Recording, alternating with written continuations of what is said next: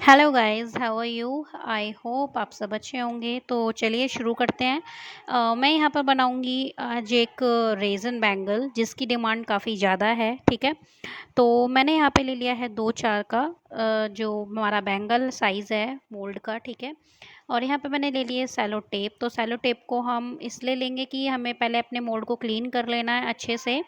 और मैंने यहाँ पे आज यूज़ करूँगी फर्स्ट टाइम अपना 3:1 रेशो। ठीक है, पहले हमने जो हम काम करते थे वो 2:1 पर करते थे। तो चलिए हम शुरू करते हैं कि अब 2:1 और 3:1 में डिफरेंट क्या है। ठीक है, डिफरेंट है लेकिन ऐसा कोई रूल नहीं है कि आपको इसी से करना है। अगर हम 2:1 की बात करें तो अगर हमें 30 ग्राम अपनी रेज़न लेनी है तो उसके लिए हमें अपना हार्डल लेना होता था 15 ग्राम। वेरी सिंपल है इसका 2:1 का कि हमें अगर 30 ग्राम रेज़न लेनी है तो हम उसको 2 से डिवाइड कर देंगे। तो हमारा जो आंसर आएगा वो हमारा आएगा 15। ठीक है, तो हमारा हाफ कितना हुआ? 15 हुआ। तो 2:1 तो हमारा ये होता है। तो ठीक है, तो 15 और 15 कितना होता है? 30 होता है। तो इसका आप इस तरीके से हिसाब लगा सकते हैं। अब 3:1 क्या होता है? 3:1 में थोड़ा प्रोसेस हमारा अलग है। तो हमें यहाँ पर क्या होना था, यहाँ पे हमें 3 भाग में बांटना होता है। ठीक है, तो अगर हम 30 ग्राम रेज़न लेंगे तो हमें इसको 3 में डिवाइड करना होगा। ठीक है, तो 10 प्लस और 10 प्लस कितना हो गया? 30 हो गया। तो 3 भाग में बट गया। तो इसको बोलते हैं हम 3:1 रेशो। ठीक है, तो इसका हमें जो हार्डनर लेना है वो हमें लेना है 10 ग्राम, और जो हमारा रेज़न है वो हम लेंगे 30 ग्राम। ठीक है, तो पूरा टोटल हमारा इसमें आएगा 40 ग्राम। ठीक, तो इसमें हमें 3 पार्ट लेना होता है। आई होप आपको ये समझ आ रहा होगा जो मैं आपको बता रही हूँ। 3:1 का मतलब कि हमें सिर्फ इसको 3 भाग में बांटना होता है। ठीक है, अगर आप यहाँ पर मान लीजिए 60 ग्राम रेज़न लेते हैं 3:1 के, अगर 3:1 आप रेशो इस्तेमाल कर रहे हैं रेज़न, और आपको वहाँ पे 60 ग्राम रेज़न लेनी है तो आप क्या करेंगे? तो आपको 60 को हमें 3 में डिवाइड कर देना है। तो हमारा क्या आंसर आएगा? 20 आएगा। तो कि 20 प्लस और 20 प्लस 3 भाग में बांट दिया हमने इसको 60 को, तो हमारा कितना आया? 20 आया। ठीक है, तो हम हार्डनर कितना लेंगे? 20 लेंगे, और रेज़न कितना लेंगे?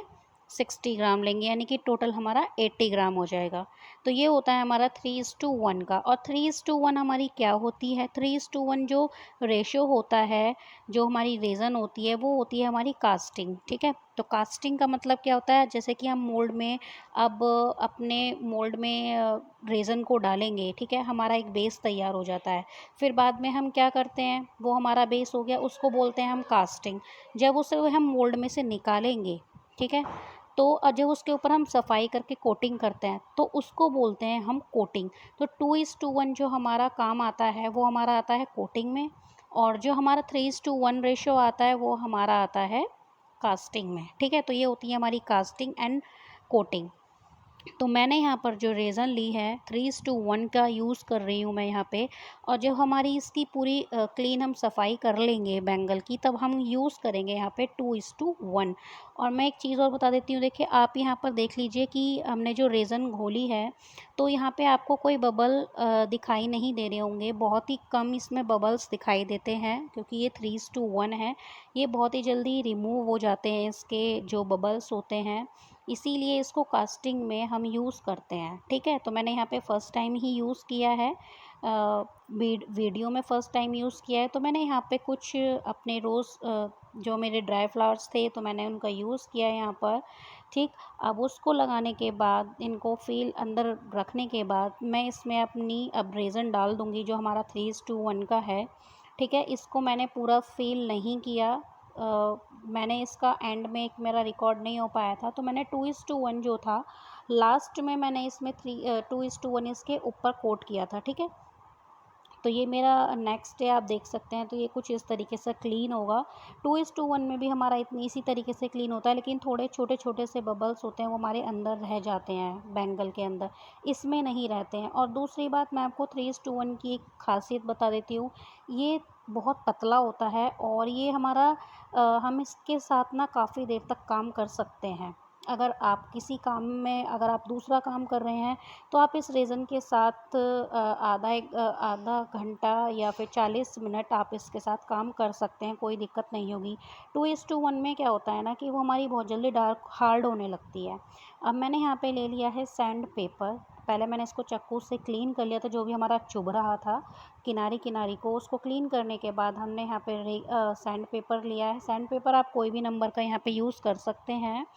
और फिर मैंने इसको बहुत अच्छे से घिस लिया था। आपको तब तक घिसना है, यहाँ पे ज़्यादा घिसने की ज़रूरत नहीं है कि हमारे बहुत ही जल्दी यहाँ पे जो घिसने का जो होता है हमारा रिमूव हो जाता है। मैंने यहाँ पे 2:1 का जो हमारी रेज़न है उसका यूज़ किया है लास्ट में कोटिंग के लिए। जैसा कि मैंने आपको बताया था कि ये हमारा बैंगल तो एक बेस है हमारा, जो बेस हमारा बन के तैयार हो चुका है, जो हमने 3:1 से बेस अपना तैयार किया था।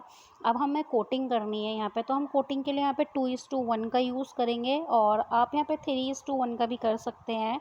लेकिन 2:1 में क्या होता है ना, ये थोड़ा डार्क होता है, हार्ड होता है, तो मैंने इसको थोड़ी देर रख कर फिर इसको मैंने कोट किया था। तो आपकी जो कोटिंग है फिर काफ़ी अच्छी निकलेगी, आपका कोई टपकेगा भी नहीं जब आप ये पूरा बैंगल रेडी हो जाएगा। आई होप आपको ये वीडियो समझ आ रही होंगी, ये बातें समझ आ रही होंगी। अब मैं यहाँ पर ले लूँगी एक हैंगर, और इस हैंगर को इसको टांग दूंगी साइड में, ठीक है, कोटिंग करने के बाद। तो बस इतना ही प्रोसेस था। आई होप आपको ये वीडियो अच्छी लगेगी। वीडियो अच्छी लगे तो मेरी वीडियो को लाइक शेयर सब्सक्राइब ज़रूर कीजिएगा। कमेंट में बताइएगा आपको कितना समझ में आया, कितना नहीं आया। Okay, thank you, thanks for watching.